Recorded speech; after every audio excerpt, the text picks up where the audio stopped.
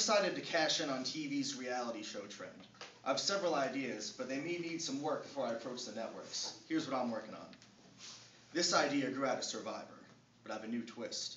You take 12 people, you put them on a barren island, and you let them starve to death.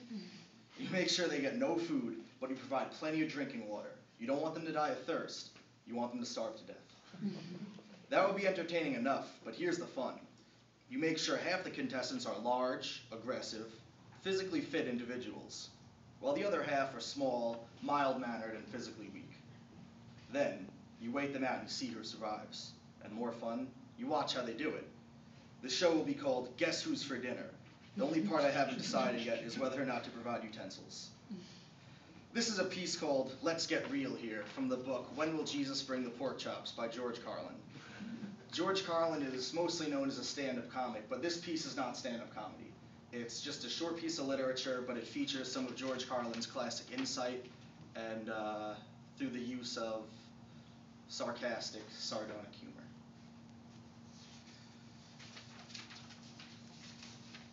Here's another idea I think has a good shot. It's called Maniac on Drugs. Each week, you put a different homicidal maniac in a van filled with assault rifles, and you provide him with large amounts of speed, crack, acid, and PCP. Then, you let him drive around New York City for several days, and you videotape everything he does.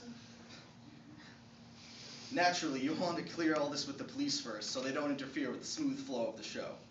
At the end of 13 weeks, you take all the psychos, you give them a fresh supply of drugs, and you turn them loose at Disney World with rocket-propelled grenade launchers. Actually, now that I think about it, this idea is too good for the networks. I think I'm going to put it on pay-per-view. Here's a variation for the finale. In case the Disney people get squeamish, you give the maniacs the same drugs, but instead of grenade launchers, you go back to assault rifles. Everything will be the same, but this time you put them on an ordinary, non-stop passenger train from New York to Los Angeles. You strap video cameras to their heads and you let them run loose on the train, allowing them to befriend the other passengers. Remember, it's non-stop. No one can get off. I guarantee you get some really great footage. By the way, to save a little money, this could also be done on a Greyhound bus. But you need to get a really good driver who isn't easily distracted. Here's the one I'm the most proud of, probably because it took the most thought. I call it Lucky Bachelor. Our chosen guy is selected from letters sent into the show.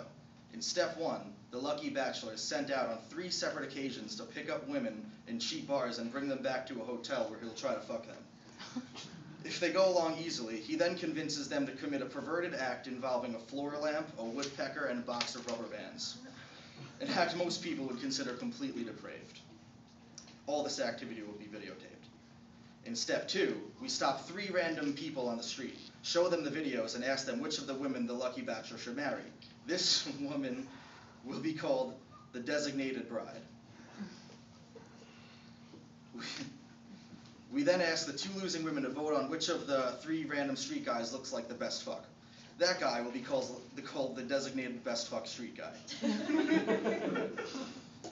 In step 3, we take the 2 losing street guys and the 2 losing bar girls and feed them near-fatal doses of aphrodisiacs, put them in thong bathing suits, and turn them loose in an adult sex shop with unlimited credit. This footage, strictly an added feature, could possibly be some of the liveliest on the show. Now, the alert listener is probably wondering, what happened to our original Bachelor?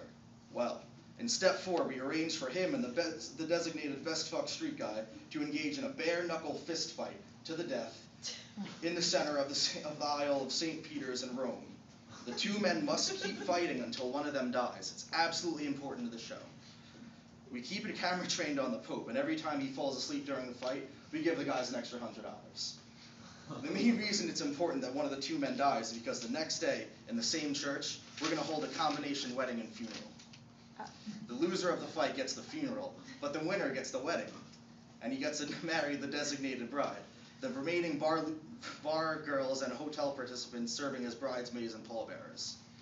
We then give the newlyweds all the leftover drugs from Maniac on Drugs and send them on a honeymoon to some nice, conservative golfing resort on Hilton Head Island, where they will be required to take large amounts of drugs and 2 weeks of golf and tennis lessons.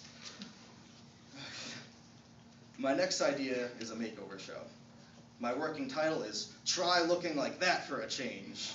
You start by picking 3 incredibly beautiful and successful supermodels, and then, against their wills, you sedate them, strap them down, and subject them to extensive plastic surgery. You give them big, misshapen noses, sagging eye bags, and plenty of wrinkles and drooping skin on their faces. Then, you pump enough fat into their asses, hips, and thighs to make them really unhappy. When they come out of the anesthesia, the audience yells, "Try looking like that for a change!" I'm so excited about this one that I'm working on a variation that involves involuntary sex change surgery.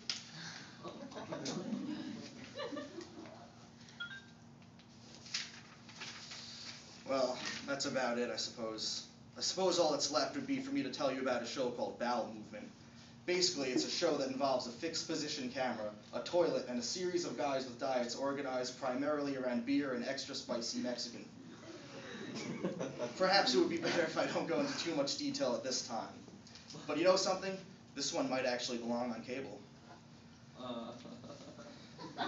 That's it, friends. I've done all I can to develop a hit show, but the rest is up to you, the public, and I'm counting on your good tastes.